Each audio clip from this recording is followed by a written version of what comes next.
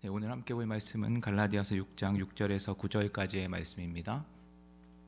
갈라디아서 6장 6절에서 9절까지의 말씀입니다.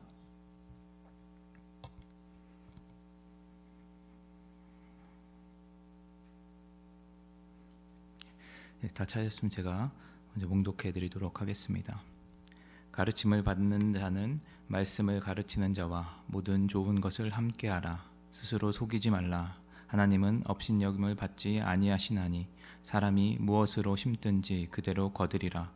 자기의 육체를 위하여 심는 자는 육체로부터 썩어질 것을 거두고 성령을 위하여 심는 자는 성령으로부터 영생을 거두리라.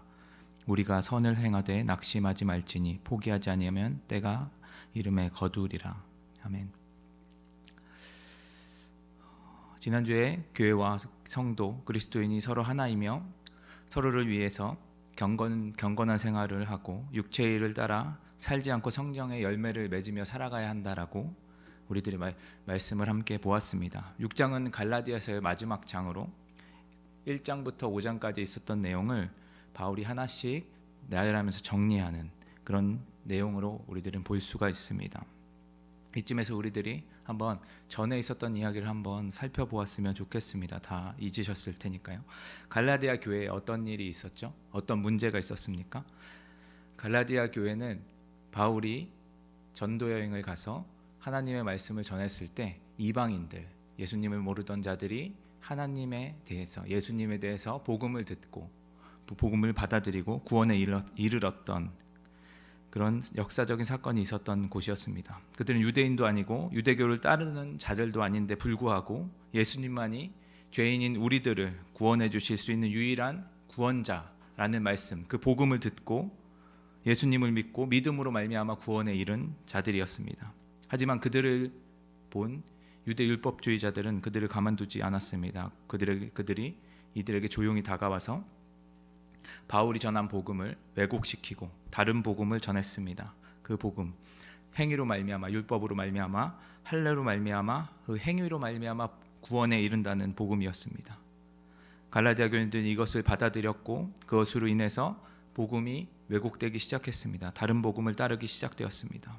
이 소식을 들은 바울은 갈라디아 교인들에게 서신을 보내게 됩니다. 그게 갈라디아서고, 이 안에서 바울은 자신이 견했던 복음의 진실성과 확실한 참된 복음이라는 것을 전하기 위해서 자신이 가지고 있는 모든 지식과 권면과 여러 가지를 통해서 그들에게 참된 복음으로 돌아올 것을 강권하였습니다.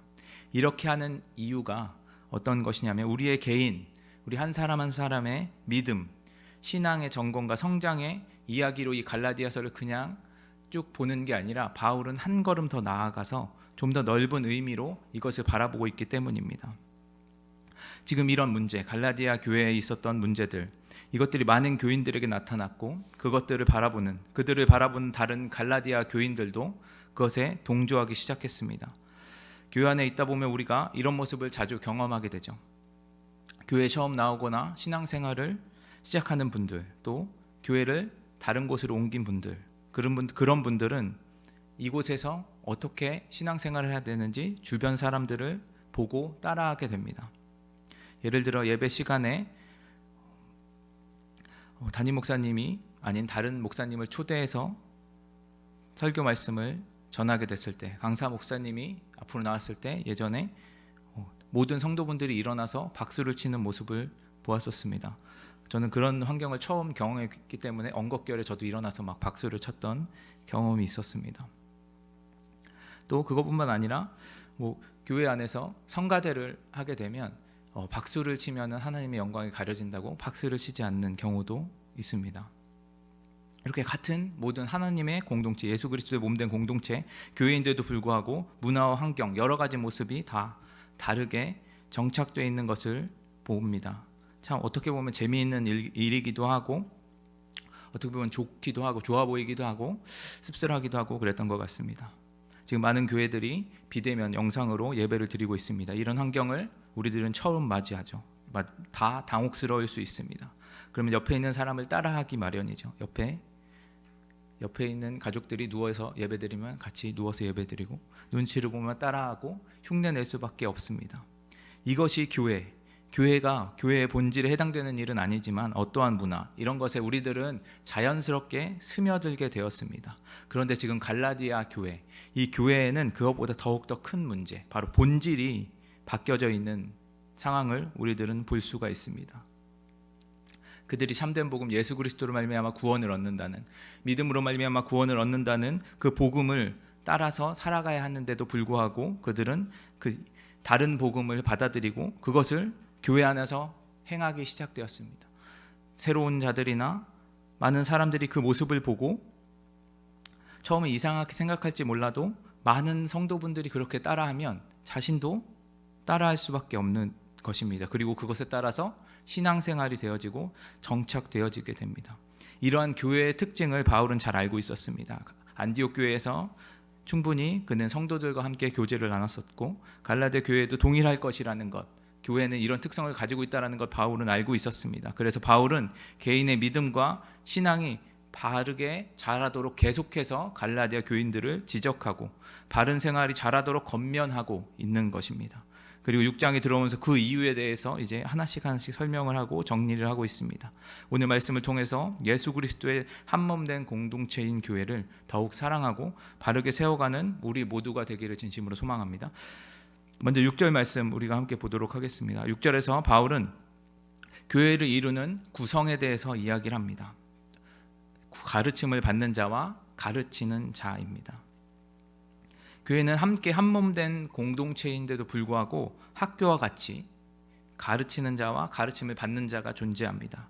그런데 학원과 다른 점은 학교나 학원은 선생님과 학생이 가르침을 받는 자나 가르치는 자가 상하 관계에 있음에도 불구하고 교회는 수평적인 관계에 있다는 것입니다.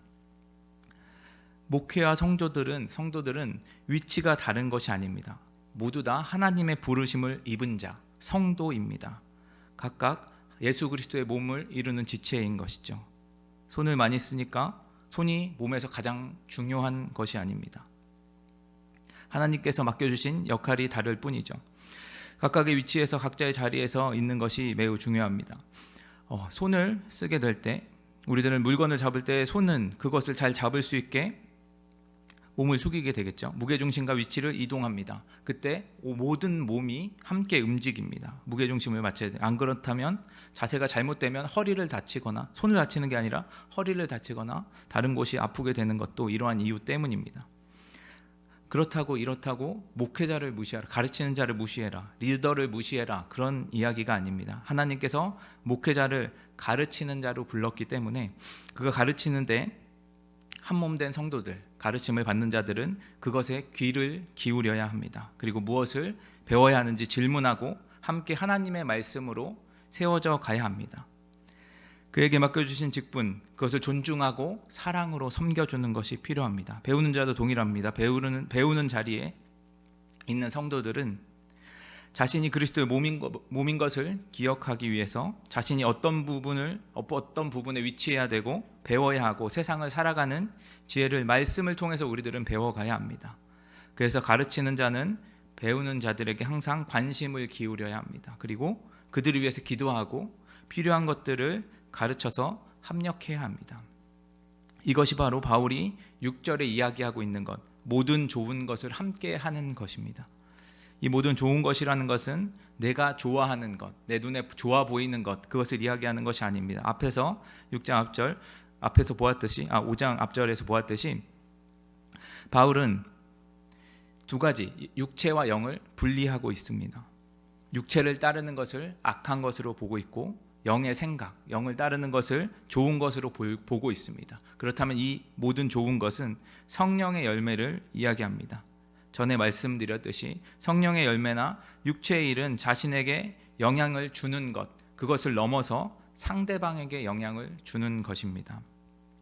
가르치는 자나 가르침을 받는 자들은 서로 부족해 보이는 부분이 보이면 서로 사랑으로 참아주고 위로하고 선하게 대하는 것, 그것이 반드시 필요합니다.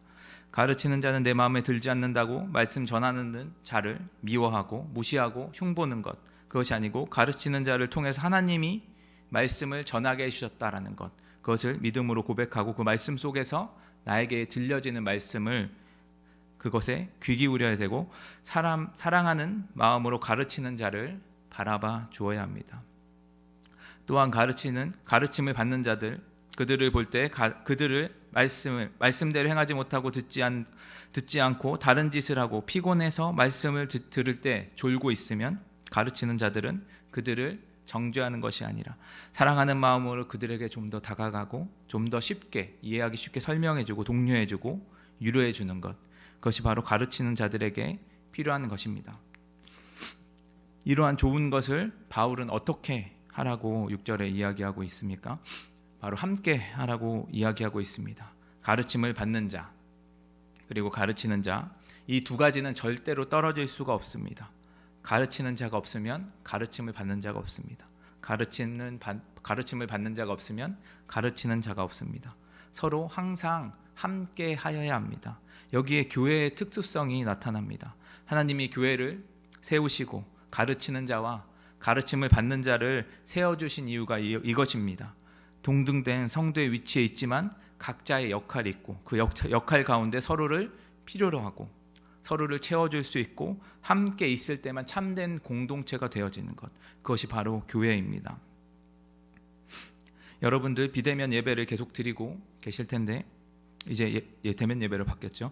몸이 아마 좀 편해지셨을 겁니다. 멀리서 오시는 성도분들이 저희 교회는 참 많이 있는데 오시는데 1-2시간 정도 걸리고 왕복을 하면 2시간에서 4시간 정도 걸리는 거리, 그걸 2달 동안 집에서 비대면으로 영상으로 예배를 드렸으니까 몸이 아마 되게 편하셨을 겁니다. 마음도 편해진 분들이 없기를 소망합니다. 비대면 예배는 잘못된 것이 아닙니다. 비대면 예배를 드리게 되면 이러한 교회의 특수성 그리고 가르치고 가르침을 받는 공동체의 모습이 희미해지기 때문에 저희들 걱정을 하고 있습니다.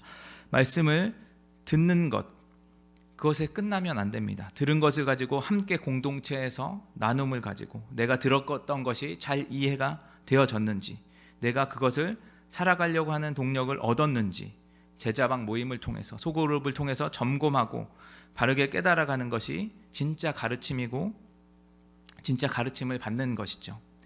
여러분 아이들 학원에 보내시지 않습니까? 아이들은 학원에 왜 다니나요? 학교에서 수업을 듣고 있지 않습니까? 수업을 듣는데 왜 학원에 보냅니까? 아이들이 부족한 부분, 필요한 부분이 채워지길 원해서입니다. 우리 남들에게 뒤처지지 않기 위해서 학원을 우리들은 보내죠. 여러분 설교 말씀 한번 주일날 한번 듣고 말씀 그대로 이해가 되고 그대로 살아갈 수 있으신가요? 잘 모르겠다고 하신다면 한 주간의 삶을 좀 돌아보시면 좋습니다. 말씀 들은 대로 살아가고 계신가요?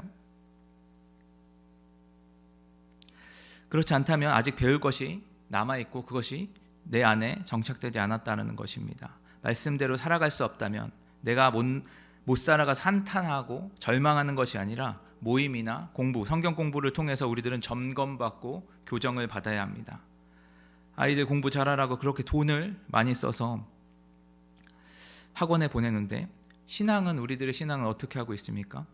우리의 신앙을 어떻게 관리하고 있나요? 여러분께서 가르침을 받고자 하지 않으시면 가르치는 자는 아무것도 할 수가 없습니다. 그럼 교회가 의미가 희미해지는 것입니다. 물론 저같이 부족한 전도사에게 배움을 받기 꺼려 하신다면 담임 목사님이나 전옥 전도사님 같이 오랜 시간 동안 공부하시고 경험이 많으신 분들을 찾아가시면 정말 좋을 것입니다. 교회가 교회되게 여러분들이 이분들을 붙잡고 배우셔야 합니다. 지금 대면으로 함께 하기 힘드시면 유튜브 영상이나 영상 채팅을 통해서 함께 공부하고 배우실 수 있습니다. 꼭 그렇게 하셔야 합니다. 또 가장이 가르치는 자가 되어야 합니다. 가정 안에서 말씀을 나누고 자녀들을 가르치고 양육하는 것 또한 매우 중요합니다. 자녀들과 함께 보내는 시간이 많으실 때 아이들을 그냥 앉혀두고 영상을 보여주는 것이 아니라 성경책도 함께 보시고 성경 이야기, 교리 강좌들이 유튜브에 참 많이 있습니다. 담당 교육자분들에게 말씀하셔서 좋은 영상을 추천받아서 함께 공유하시고 주님께서 주신 가장 작은 교회인 공동체 안에서도 충분히 가르치는 자와 가르침을 받는 것이 공유되어져야 합니다. 여러분 많이 바쁘실 겁니다. 삶을 살아가다 보면 이렇게 가르침을 받는 것, 가르치는 것이 힘들 겁니다. 말씀 한 구절 보기도 힘든 삶을 살아가고 계시지 않습니까? 하지만 제가 왜 이렇게 계속 이 이야기를 하고 있는가? 말씀을 배우고 익히시는 것이 필요하기 때문입니다. 그것을 7절에서 8절까지의 말씀에서 이야기하고 있습니다. 제가 한번 읽어드리겠습니다. 스스로 속이지 말라. 하나님은 업신여김 받지 아니하시나니 사람이 무엇으로 심든지 그대로 거두리라. 자기 육체를 위하여 심는 자는 육체로부터 썩어질 것을 거두고 성령을 위하여 심는 자는 성령으로부터 영생을 거두리라. 우리는 너무 쉽게 주일 한편 설교를 들으면 모든 것이 해결되어질 것이라고 믿습니다. 내가 기도했으니까 한 주간 하나님이 지켜주시고 난 말씀대로 살아갈 수 있다라는 착각을 매주 하면서 살아갑니다. 그게 여러분 되던가요? 저는 잘 안 되는 것 같습니다. 우리는 우리 자신을 참 가대평가하는 버릇이 있는 것 같습니다. 특히 신앙에서 그런 것 같습니다. 그리스도인님 한번 설교를 듣고 한 주간 그리스도인으로 살아갈 수 있다라는 착각을 우리들은 하면서 살아갑니다. 한 주간 살아보시지 않았습니까? 벌써 금요일인데 한 주가 아직 마무리도 안 되었습니다. 주일에 하셨던 말씀 기억나시나요? 제목이 기억나십니까? 생각이 안 나는데 어떻게 살아갈 수가 있겠습니까? 그래서 매일 새벽 설교를 아침마다 보내드리지 않습니까? 그거 듣고 계신가요? 잘 안 들으시지 않습니까? 네, 조회수를 보면 다 알 수 있습니다. 제가 전하는 말씀이 부족해서 듣기 힘든 거 잘 알고 있습니다. 그렇다면 수많은 하나님의 가르침들이 유튜브나 모든 영상들에 참 많이 있습니다. 그것을 듣고 배우고 계십니까? 그렇다고 이것만으로는 끝나는 게 아닙니다.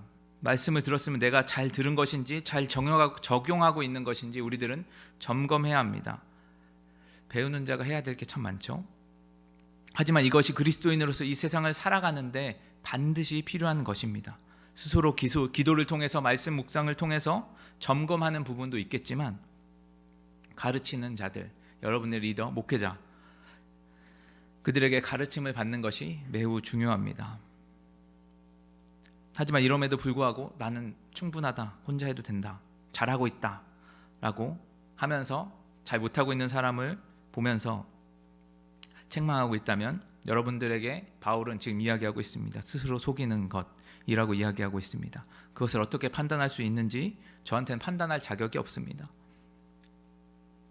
저도 잘 못하고 있기 때문에 여러분들을 지적할 수도 없습니다. 하지만 우리는 각자의 자리에서 계속 무언가를 심어가면서 살아가고 있습니다. 육체의 일을 심고 성령의 일을 심습니다. 처음엔 아무것도 안 보이기 때문에 우리들은 잘 모를 수 있습니다. 하지만 조금씩 자라고 그것이 열매 맺을 때 우리들은 모두 알게 될 것입니다. 그땐 주변에 있는 사람들도 알게 될 것입니다. 또 이렇게 무조건 가르치고 가르침을 받는 것, 그것이 모두 다 좋은 것은 아닙니다. 우리의 내면의 동기가 매우 중요합니다. 앞서 말씀드렸다시피 우리들은 계속 무언가 심고 있습니다. 우리 생업의 현장에서, 가정에서 계속 심고 있습니다. 무조건 심는다고 좋은 것은 아닙니다. 어떤 마음으로 무엇을 심는가, 그것이 매우 중요합니다. 예를 들어 선한 마음으로 제가 한 청년을 가르치게 되었습니다. 이 청년에게 가르칠 때 저는 한 가지 목적을 가지고 가르친다고 가정을 해보겠습니다. 이 청년이 성경을 잘 배워서 유초등부 교사를 했으면 좋겠다라는 동기를 가지고 가르쳤습니다. 그랬더니 정말 유초등부 교사가 되었습니다.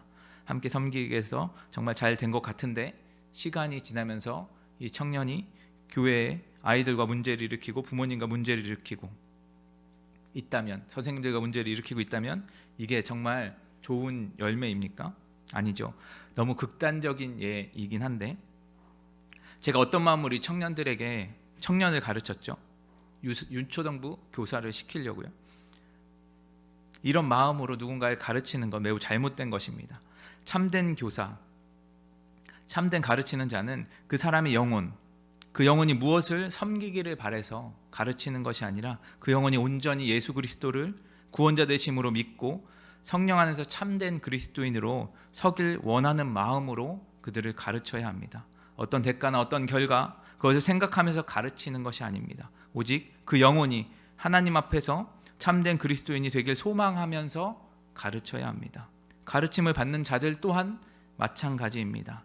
가르치는 자에게서 무엇을 얻길, 다른 것을 소망하면서 가르침을 받는 것이 아니라 내가 참된 그리스도인이 되기 위해서 가르침을 받아야 합니다.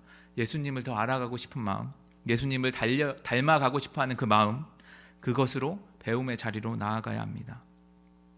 8절 말씀은 그것을 이야기하고 있습니다. 열매를 보면 그 사람, 그 마음을 동기를 알 수 있다. 육체에 썩어질 것을 거둘 것인지, 성령의 열매, 영생의 열매를 거둘 것인지 말입니다. 이러한 것은 우리 자신이 너무 잘 알고 있습니다. 처음에 어떤 마음으로 이 자리에 나왔는지 말입니다. 그리고 어떤 마음으로 가르치는지, 어떤 마음으로 가르침을 받는지 말입니다. 그 결과는 분명히 열매로 드러나게 될 것입니다.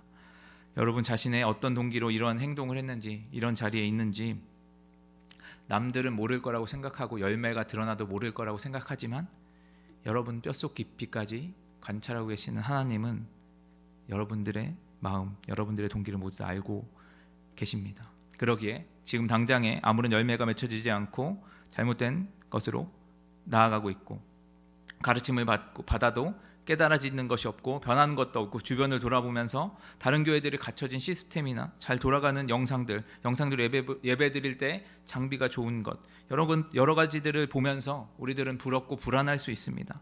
하지만 우리가 진짜 예수 그리스도의 몸된 교회를 바르게 세워가야 한다는 그 사실을 기억하고 그 신앙 안에서 그 믿음 안에서 나아간다면 우리들이 느릴지는 몰라도 잘못된 방향으로 가지 않고 반드시 하나님이 원하시는 참된 공동체 그곳으로 세워져 가게 될 것입니다.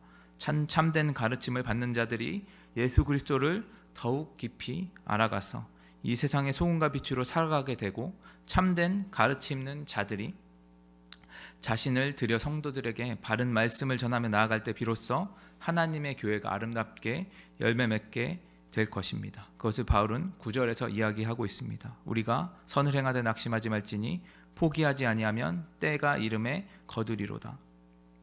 사랑하는 성도 여러분, 교회는 목회자들의 것이 아닙니다. 중직자들의 것도 아닙니다. 성도들의 것도 아닙니다. 하나님의 것입니다. 예수님을 머리로 둔 예수님의 뜻을 순종하며 나아가는 예수님을 구주로 시인하는 한 사람 한 사람 그들이 모인 곳이 교회 공동체입니다. 교회는 예수 그리스도가 머리 되시는 그리스도의 몸이죠. 여러분 한 사람 한 사람이 함께 그리스도의 몸을 이루어 가는 것입니다. 그 교회 일원으로서 가르치는 자와 가르침을 받는 자들을 함께 세워주셨습니다. 우리는 이 사실을 기억해야 합니다. 세상 속에서 한 학교, 한 기업의 일원이 되기 위해서는 그곳의 이념을 기억하고 외웁니다. 학교에서는 교가를 부르고 교훈을 외우고 기업에서는 회사의 사훈을 외우고 배웁니다. 여러분들 우리들은 그리스도인의 몸인데 무엇을 기억하고 무엇을 하고 있습니까? 물론 우리들은 그리스도인으로서 많은 것을 행해야 합니다. 선한 영향을 미치며 살아가야 합니다. 사회 속에서 각자의 자리에서 맡겨주신 본분을 최선을 다하며 그리스도인으로서 살아가야 합니다. 하지만 그 전에 우리가 교회의 한 지체이며 몸을 구성하는 교회의 일원으로 부르셨다라는 것 우리들은 반드시 기억해야 합니다. 이것이 잊어버리고 스스로를 속이고 다른 일을 먼저 챙기고 육신의 일만을 바라며 살아간다면 교회가 바르게 세워져 나가겠습니까? 이 시대의 교회가 바르지 않다고 손가락질하기 이전에 내가 성도로 가르침을 받는 자로서 예수 그리스도 말씀을 배우고 기억하고 있는가를 우리들은 점검해야 합니다. 가르치는 자리에 있는 교역자들이나 리더들 또한 마찬가지입니다. 올바른 것을 가르치고 있는지 성도들이 필요하다는 것만을 주고 있진 않은지 아니면 아예 가르치는 자리를 포기하고 있진 않은지 혹시 성도들을 사랑하는 마음으로 대하고 있지는 않은지 우리들은 점검해야 합니다. 이 두 개, 가르치는 자와 가르침을 받는 자, 이 두 가지가 함께 세워지지 않는다면 예수 그리스도의 몸, 우리 교회 공동체는 균형을 잃고 넘어질 수밖에 없습니다. 또한 우리는 이 역할이 항상 고정되어 있지 않다라는 것 또한 기억해야 합니다. 저도 배우는 자이고 가르치는 자입니다. 여러분 또한 언제 리더의 자리에 있을지 모릅니다. 가르치는 자의 자리에 있을지 모릅니다. 또 저처럼 목회자로 불러질지 모릅니다. 그렇게 서로 사랑해주고 존중해주는 것, 그리고 그 역할, 맡겨주신 역할에 최선을 다하는 것, 그것이 필요합니다. 그 안에서 우리는 참된 공동체, 참된 예수 공동체를 경험하게 될 것입니다. 사랑하는 여러분, 우리가 다른 직분이나 이 세상에 속해 살아가는 자라는 것보다 우리를 예배자로 부르시고 성도로 불러주신 하나님을 먼저 기억해야 합니다. 그래서 어떠한 일보다 먼저 우리가 가르치는 자로, 가르침을 받는 자로 부르신 하나님의 섭리를 우리들은 먼저 인정해야 합니다. 그래서 가르치는 자는 먼저 사랑으로, 가르침을 받는 자들, 배우는 자들에게 그들의 입장에서 서서 사랑으로 가르치는 자를 대하고, 하나님께서 먼저 깨닫게 하신 것들을 감사하는 마음으로 받고, 그 받은 것을 은혜로 나눠주기를 힘써 행하고, 배우는 자들은 가르치는 자들을 사랑으로 존중해주고, 그 말씀을 가지고 듣고 배우고 깨달아서 세상을 이기며 살아갈 수 있도록 더욱더 힘쓰고, 배우는 것을 게을리하지 않아서 모두 함께 가르치고 배우는 일을 힘써 한 사람 한 사람이 교회의 일원으로, 그리스도의 몸의 한 부분으로 서로 함께 한 공동체를 이루고 합력하여 선을 이루어가는 우리 모두가 되기를 진심으로 소망합니다. 오늘 말씀을 기억하면서 함께 기도했으면 좋겠습니다. 교회는 가르침을 받는 자와 가르치는 자들로 하나님께서 한 몸을 이루게 하셨습니다. 우리가 맡겨주신 사명들 기억하면서 하나님께서 우리가 그 사명 가운데 온전히 최선을 다해서 힘써 행할 수 있게 해달라고 기도해 주시고, 하나님의 사랑 안에서 한 몸된 공동체가 되게 해달라고 교회를 위해서 기도해 주시고, 각자 가지고 나오신 기도 제목을 가지고 함께 기도하며 나아가도록 하겠습니다. 기도하시겠습니다.